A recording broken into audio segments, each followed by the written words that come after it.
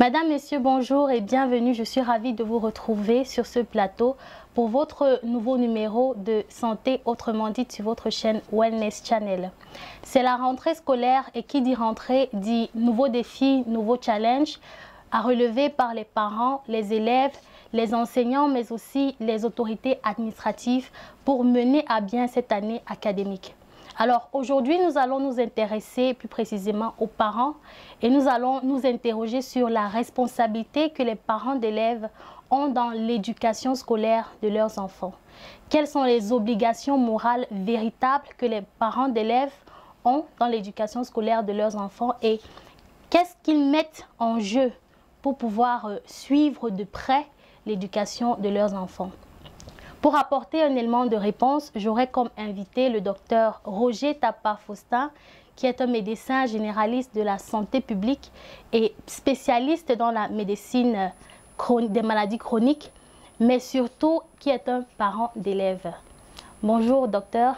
Bonjour Fatih, bonjour aux téléspectateurs de Wellness Channel. Bienvenue. Merci beaucoup. Docteur, je vais vous demander, vous avez combien d'enfants? J'en ai 6. Et ils sont au collège, à l'université? Il y a le dernier à l'université, oui. D'accord. Alors, docteur, lorsqu'on parle de responsabilité, on parle d'obligation et même d'engagement. Pensez-vous que les parents de nos jours aient toujours cet engagement dans l'éducation scolaire de leurs enfants? C'est difficile de dire parce que là, il faut suivre les parents pour savoir à quel degré ils sont engagés. Mais ici, on peut se fier juste aux résultats qu'on observe sur le terrain. Quand on voit le comportement des enfants, ça reflète un peu le comportement et l'engagement des parents. Et sur ce plan, il ne faut pas se tromper. De nos jours, il y a beaucoup de faits à déplorer au niveau de l'éducation des enfants. Parlant de la responsabilité des parents, on peut remarquer un relâchement de par le comportement des enfants. On comprend que les parents ne sont plus vraiment présents dans ce qu'ils font, ils ne sont pas vraiment présents dans leur vie scolaire et ça se ressent aussi bien dans le comportement social qu'au niveau des résultats scolaires. Alors, vous venez de le dire, les parents ne sont pas vraiment présents dans la vie scolaire des enfants parce que certains parents pensent que lorsqu'ils envoient les enfants à l'école, c'est au formateur, parce que vous-même vous êtes formateur en plus d'être docteur, c'est au formateur de tout gérer, de s'occuper de tout concernant l'éducation scolaire. Quel est votre avis par rapport à cette affirmation? Oui, mon avis c'est qu'on ne va pas recréer le monde aujourd'hui. Le succès d'un enfant est connu depuis longtemps et on sait ce qui fait le succès d'un enfant. Comme disent les Américains, it takes a village to raise a kid. C'est-à-dire que ça prend un village pour élever un enfant. Ça veut dire que ce soit au niveau des parents, au niveau de l'école ou au niveau des autorités, il y a une part de responsabilité qui est attribuée à quelqu'un. Et parlant de la responsabilité des parents, ils ont l'obligation, ce n'est pas une responsabilité financière seulement, ils ont l'obligation de suivre le comportement social de leurs enfants et de suivre leurs résultats scolaires. Et ça, c'est deux choses qui garantissent le succès d'un enfant dans la vie. Alors, parlant de succès d'un enfant, le succès scolaire d'un enfant dépend à 50% de ce qu'il apprend à l'école et à 50% du suivi qu'il a à la maison. Qu'est-ce que vous en pensez? Est-ce que vous pensez que c'est vrai? C'est vrai, ça peut être vrai. Le problème ici, c'est 50% de responsabilité à la maison, oui. Mais quelle responsabilité? Comme je disais tantôt, ce n'est pas une responsabilité financière, c'est une responsabilité morale et une présence physique permanente dans la vie des enfants. Vous vous rendez compte que de moins en moins, vous pouvez voir les parents qui ont le temps de communiquer avec les élèves, mais ils s'occupent des charges qui incombent l'éducation des élèves. Vous comprenez donc que la responsabilité matérielle ne suffit pas pour éduquer un enfant. Il faut être présent dans sa vie sociale, académique, familiale et même un peu plus. Donc aujourd'hui, 50% oui, et à l'école, vous comprenez bien que l'école, ce n'est qu'une continuité de la vie d'un enfant. Donc, si on a fait ce qu'il faut faire à la maison, la continuité sera d'autant plus facile. Et ça sera facile aux gens de l'école si l'enfant a été bien dressé à la maison. Si l'enseignant reçoit un enfant qui a raté son éducation de base et qui ne se comporte pas bien, il devient difficile pour l'enseignant de redresser cet enfant et de le mettre sur le droit chemin. Donc, la responsabilité de la maison est fondamentale, mais la responsabilité aussi des enseignants, des encadreurs qui sont des pères et des mères de famille est obligatoire à ce niveau. Mais la tâche leur sera rendue facile si, au niveau de la famille, on assure la base de l'éducation, à savoir le respect, la politesse, l'humilité, et ne pas rendre les enfants extravagants comme on le voit aujourd'hui. On reviendra peut-être sur cette extravagance pour voir les éléments qui rentrent effectivement dans l'extravagance et qui empêchent donc au personnel enseignant d'atteindre leurs objectifs faciles. Alors docteur, j'aimerais savoir quels sont les facteurs qui peuvent permettre à un parent de manquer totalement l'éducation de son enfant ou de passer à côté, parce que vous avez parlé tout à l'heure du fait que c'est très important le suivi à la maison. Quels sont donc les facteurs qui peuvent permettre à un parent de passer à côté de l'éducation scolaire de son enfant? Parlons des facteurs qui peuvent empêcher aux parents de remplir leurs devoirs, si on peut dire ainsi. Il y a le style de vie, il y a la vie en société. Si on prend par exemple le cas du Cameroun particulièrement, vous allez remarquer dans le programme des familles ces derniers temps un développement excessif des différents programmes.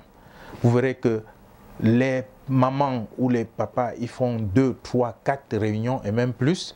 Vous vous souvenez, dans les familles, vous allez entendre les amis du 15 aujourd'hui, les amis du 4 demain, les amis de ceci, la réunion des collègues et tout ça. Un parent qui a 3, 4 réunions par semaine, par mois, a très peu de temps à allouer aux enfants. Parce que les réunions, ce que ça entraîne, c'est que ça entraîne des responsabilités envers les membres. Et chaque fois qu'il y a un mort d'un membre, ils doivent aller au veillées. Et vous pouvez remarquer que quand nous on était petits à l'époque, il y avait rarement plus d'une veillée quand quelqu'un est mort. C'était à la veille de l'enterrement qu'il y avait la veillée. Mais aujourd'hui, vous allez voir, il y a les veillées sans corps, les veillées avec corps, les cultes d'action de grâce, les veillées à l'église. On a multiplié autour d'un mort tellement de programmes et des programmes nocturnes qui ne permettent aucunement pas aux parents de rester à la maison à l'heure qu'il faut pour s'occuper des enfants. Quand ce n'est pas la mère qui est dehors, c'est le père qui est dehors, ou les deux. Et ajoutez à ça que le week-end, il faut aller à l'enterrement. Il faut aller à l'enterrement. Hein? Et donc, toute la semaine, il y a les veillées, les réunions et tout ça. Le week-end, il y a les mariages, les enterrements et tout ça. Avec tout ce programme, vous ne pouvez pas attendre un miracle des parents. Tout leur temps est occupé par des choses qui malheureusement n'ont pas beaucoup à voir avec les enfants. Vous avez des parents qui voient l'enfant à peine. Quand on vient vous dire que votre enfant a fait telle chose, vous verrez des parents qui disent jamais mon enfant ne fera jamais. Mais ils ne connaissent pas. Ceux qui sont autour, qui connaissent l'enfant, ont un sourire narquois parce qu'ils savent que celui-là ne connaît même pas son enfant. Donc, l'une des raisons, c'est donc la multiplication des programmes extrafamiliaux qui obligent les parents à être dehors la plupart du temps. Alors, docteur, nous allons revenir juste après cette petite pause, mesdames et messieurs, à tout de suite. Health Horizon International présente un produit exceptionnel. Shape-Up contre l'obésité, support du suivi des maladies métaboliques, empêche l'absorption de la graisse, accélère l'utilisation des graisses stockées sans reprise et sans effets indésirables majeurs. Shape-Up, maigrir sans danger. Contactez-nous au 693 04 03 64. Distribution Botanic Choice 674 111 270 ou le 694 524 692. Shape Up.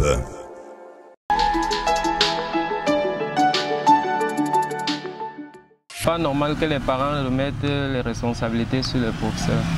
Le parent aussi doit comprendre une chose. Le parent doit causer avec son enfant d'abord avant de l'envoyer à l'école. Ce n'est pas forcément que c'est l'enseignant enseigne. On ne doit pas tout apprendre à l'enfant. Oui, c'est ça. Tout, c'est une question d'organisation. Parce qu'un parent qui travaille tous les jours, que ce soit la mère ou le père, qui travaille tous les jours de lundi à vendredi ou de lundi à dimanche, je pense au moins qu'ils ont un programme pour pouvoir accompagner leurs enfants à l'école et les chercher le soir. It's not good to give responsibility to the teachers. To leave your child, everything to the teachers.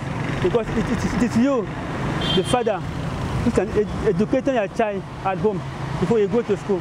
Les parents peuvent revenir, mais ça sera très difficile parce que à nos jours, sur 10 couples, bon, je veux dire 10 foyers, 9 parmi les 10, les 9, beaucoup travaillent. En fait, la femme travaille, l'homme travaille. Donc ça sera un peu très difficile. Pour qu'on arrive à ce niveau, il faudra que l'État prenne certaines mesures. C'est-à-dire que de faire asseoir les femmes à la maison pour s'occuper des enfants et l'homme est au travail. Moi, je mets les cours sur vidéo dans les clés USB. Ils vont passer toute la journée à visualiser et à s'éduquer. Ils ne doivent pas passer la journée dans les novelas, avec leurs dessins animés et autres, soit les programmes de sport. Voilà. Retour sur ce plateau, bienvenue à tous ceux qui nous rejoignent à l'instant. Nous parlons de la responsabilité des parents dans l'éducation des enfants, l'éducation scolaire de leurs enfants. Alors docteur, quel est l'impact du manque j'allais dire, d'implication des parents dans l'éducation? Quel est l'impact sur les enfants eux-mêmes? L'impact sur les enfants eux-mêmes, c'est leur comportement social et leurs résultats académiques. Vous savez qu'aujourd'hui, on a eu l'impression pendant longtemps qu'on préparait les enfants pour le diplôme. Les parents désillusionnent aujourd'hui parce que justement après le diplôme, il faut faire de l'enfant quelque chose. Et toute cette préparation se fait pendant le cursus. Ce n'est pas quand l'enfant a fini le bac ou la licence ou le doctorat qu'on cherche à savoir ce qu'il devient. C'est une préparation permanente et continue. Et cet impact est très négatif sur les enfants. Et on ne saurait ne pas mentionner aujourd'hui, on parlait tout à l'heure de l'extravagance de certains parents qui aujourd'hui se permettent de doter les enfants avec les objets technologiques qui deviennent un obstacle à leur évolution. Vous avez vu l'utilisation des téléphones, des smartphones par les enfants, avec Facebook, WhatsApp, TikTok, Likee, tout ce que vous voulez. Avec tous ces programmes et les films pornographiques qui sont à leur disposition dans ces appareils, c'est difficile que l'enfant puisse dormir à temps. C'est difficile qu'ils puissent se concentrer à l'école et c'est difficile d'autant plus que dans leur chambre, parfois ils ont des téléviseurs pour regarder leurs séries préférées. C'est un ensemble toxique qui ne peut pas permettre à un enfant de préparer son avenir, malheureusement. Et quand vous regardez avec tout ça, les parents ne prennent même pas conscience qu'ils n'ont pas le temps de donner la base à l'enfant, qui devient insolent à l'école. Et quand l'enseignant replique, il y a des parents qui vont réprimander les enseignants à l'école. On a vécu ça de plus en plus dans nos écoles ici et c'est très dommage qu'un parent aille à l'école gronder le maître ou menacer. Il y a eu même des menaces. Menacer le maître parce qu'il a parlé à l'enfant ou bien parce qu'il a reproché à l'enfant d'avoir fait quelque chose. Donc il y a cette extravagance, les gens n'ont pas compris. Le sujet, je peux dire, on l'a raté aujourd'hui. L'éducation d'un enfant, c'est une complémentarité. Et chacun doit mettre sa petite main dans la pâte à son niveau. Si vous allez empêcher à l'enseignant de compléter ce que vous avez commencé à la maison, on ne peut pas avoir un bon résultat. Ou alors si vous ratez de commencer même à la maison, il sera très difficile pour l'enseignant de continuer quelque chose qu'on n'a pas commencé. Et c'est ça le problème aujourd'hui. L'impact, les grands perdants, c'est les enfants qui finissent dans les vapeurs. On n'a qu'à voir combien d'enfants aujourd'hui chôment avec un niveau éducatif acceptable. Après le bac, l'enfant peut réfléchir autrement, mais ce n'est pas le cas qu'on voit sur le terrain. Ça montre une certaine carence au niveau de la préparation par les parents déjà, et ensuite par aussi qu'on fait face à un gros problème de chômage au Cameroun aujourd'hui.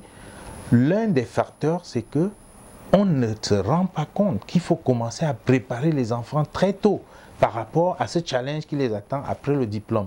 Et ça nécessite malheureusement la présence continue des parents auprès des enfants.